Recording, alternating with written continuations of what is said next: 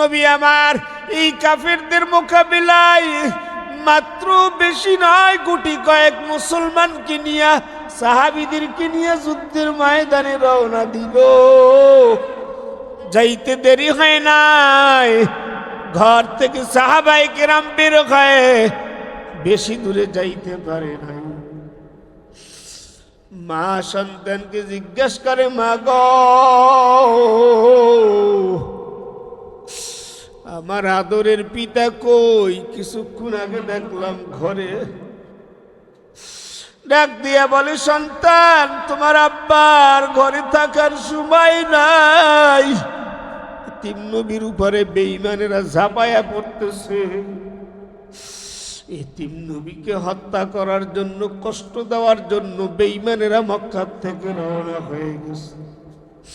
তোমার আব্বার আর ঘরে থাকার সময় নাই, তোমার আব্বাও নবীর সঙ্গী হইয়া ওই বেঈমানদের মোকাবেলা করার জন্য রাস্তায় বাহির হয়ে গেছে। আল্লাহ পাক আল্লাহর নবীকে দুনিয়ার মধ্যে প্রেরণ করেছেন আর বলেছেন, ও আমার পয়গম্বর, ও আমার হাবিব, ও আমার বন্ধু, আপনাকে আমি দুনিয়ায় এমনি পাঠাই নাই, আপনাকে আমি দুনিয়ায় থাকার জন্যই পাঠাই নাই, আপনাকে আমি দুনিয়ায় এমন একটা উদ্দেশ্য নিয়ে পাঠাইছি। সেই উদ্দেশ্যটা হইল এই, আপনি সমস্ত দুনিয়ার মানুষের মধ্যে রহমত, মানুষের জন্য বরকত। ওয়ামা আরসালনাকা ইল্লা রাহমাতাল লিল আলামিন। এই জন্য ভাইয়েরা আমার নবীকে অনুসরণ করা, আমার নবীকে ভালোবাসা আল্লাহকে ভালোবাসা হয়ে যায়। আমার নবীকে ভালোবাসা, আমার নবীর মহাব্বত আল্লাহকে মহাব্বত করা, আমার নবীর ইজ্জত সম্মানকে উঁচু করা আল্লাহর সম্মানকে আঁকড়ায় ধরার সমান। এই জন্য দুনিয়ার কোনো মানুষ আমার নবী ব্যতীত যদি কেউ নবীকে বাদ দিয়া আল্লাহর ইবাদত করে, আল্লাহ বলেন ওই ইবাদত আমার কাছে পৌঁছবে না। কারণ আমি আমার বন্ধুর সাথে এমন সম্পৃক্ত, বন্ধুর নাম যেই মজলিসে নাই, নবী মুহাম্মদের নাম যেই জবানে নাই, যেই দোয়ার মধ্যে নাই, যেই জায়গায় নাই, যেই মরুভূমিতে নাই, যেই ময়দানে নাই, যেই স্কুলে নাই, যেই ময়দানে নাই, যেই মাদ্রাসায় নাই, যেই খানকায় নাই, যেই জায়গায় আমার নবীর নাম নাই, ওই জায়গায় আল্লাহ পাক রহমত দেন না, পাঠান না। কারণ নবীর উসিলা দিয়েই হইল দুনিয়া। সুতরাং নবীকে বাদ দেওয়া মানে আল্লাহকে বাদ দেওয়া। এই জন্য আল্লাহ বলেন, আমাকে মহাব্বত করতে হলে সর্বপ্রথম মহাব্বতের বিছানা নবীর পায়ের তলে বিছায়া দিতে হবে। আমাকে ভালোবাসতে হলে নবীকে ভালোবাসতে হবে। আমি আল্লাহকে ইজ্জত দিতে হলে নবীকে ইজ্জত দিতে হবে। আমি আল্লাহকে যদি তোমরা অন্তর থেকে পরিপূর্ণ ভালোবাসতে চাও, নবীকে ভালোবাসার পরে আমার দরবারে ফিরে চলে এসে যাও। সুতরাং নবীকে মাইনাস করে আল্লাহর ইবাদত কখনো কবুল হবে না। এই জন্য ভাইরা আমার, বন্ধুরা আমার, বয়ান বেশি লম্বা নয়, কথা আজকে রাত্রে বেশি লম্বা হবে না রে ভাই। আমার সামনে আমার বন্ধুগণ, আমার ভাই, ও দাড়ি পাকা মুরব্বীরা, ও বাবাজিরা, লম্বা সময় বেশি করার বয়ান আজকে হবে না। কারণ আমার মায়ার নবী দুনিয়ায় আসছে বেশি লম্বা সময় নিয়ে, দুনিয়ার জমিনে আসে নাই। আমার নবীকে আল্লাহ দুনিয়ায় পাঠাইলেন, 63 বছরের জিন্দেগি নবী আমার দুনিয়ায় কাটাইলেন। আমার নবী মেরাজে গেল, আমার আল্লাহ পাক নবীর জন্য যে ঘরখানা জান্নাতের মধ্যে তৈয়ার করিয়া রাখলো, নবী আমার ওই ঘরখানা দেখিয়া বলে, আল্লাহ এই ঘরের মধ্যে একটু ঢুকতে মন চায়। নবীর এখনো 63 বছরের জিন্দেগির সময় এখনো দুনিয়ার মধ্যে বাকি। নবীর 63 বছরের জিন্দেগির সময় এখনো শেষ হয় নাই। আমার আল্লাহ ডাক দিয়া বলে, জিবরাইল আমার বন্ধু মুহাম্মদকে জানায়া দাও আর কিছুদিন জমিনে থাকতে হবে, আর কিছুদিন সময় জমিনে দিতে হবে, আর কিছুদিন সময় জমিনে উম্মতের সামনে থাকতে হবে। এরপরে তোমার এই ঘরের মেহমান তুমি হয়ে যাবে, এই ঘরে তুমি ঢুকতে পারবে।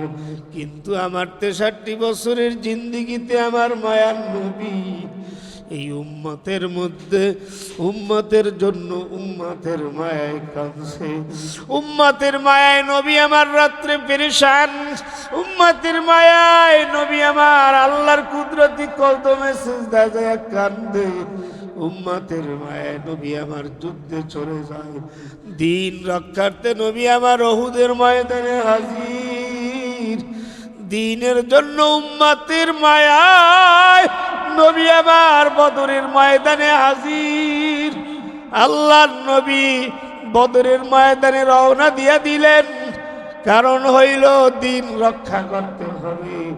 দিনের জন্য সব সময় ঘরে বসে থাকলে চলবে না, কখনো কখনো দিনের জন্য দান দান মোবারক শহীদ করতে হবে, কখনো কখনো দিনের জন্য নিজের জীবনকে বিলায়া দিতে হবে, কখনো কখনো দিনের জন্য নিজের ইজ্জত সম্মানকে বিলায়া দিতে হবে, কখনো কখনো দিনের জন্য রাজপথে ঝাঁপায়া পড়তে হবে, কখনো কখনো দিনের জন্য এই গর্দানকে তরবারির নিচে ঝুঁকায়া দিতে হবে।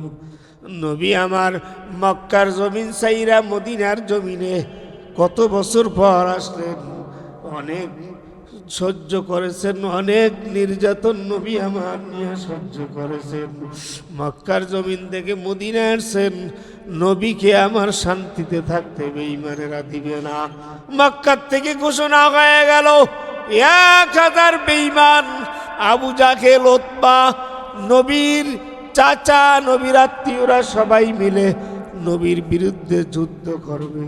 মদিনার দিকে রওনা হয়ে গেল। নবী আমার সাহাবায়ে কেরামদেরকে ডাক দিয়ে বললেন, ও সাহাবীরা, কে কে আছো আমার সঙ্গে যাইবা, কে কে আছো আমার সঙ্গে যুদ্ধের ময়দানে শরীক হইবা। সাহাবায়ে কেরাম নবীর সঙ্গে আনসারী এবং মুহাজির যারা ছিল সবাই মিল্লা নবীর সঙ্গে সঙ্গী হইয়া ডাকতেছে, নবী গো,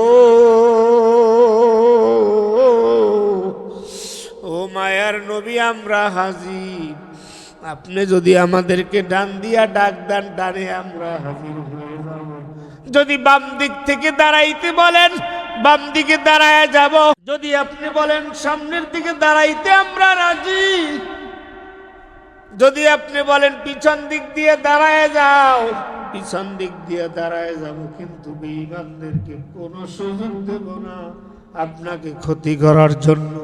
আপনি যখনই ডাক দিবেন তখনই আমরা রাজি।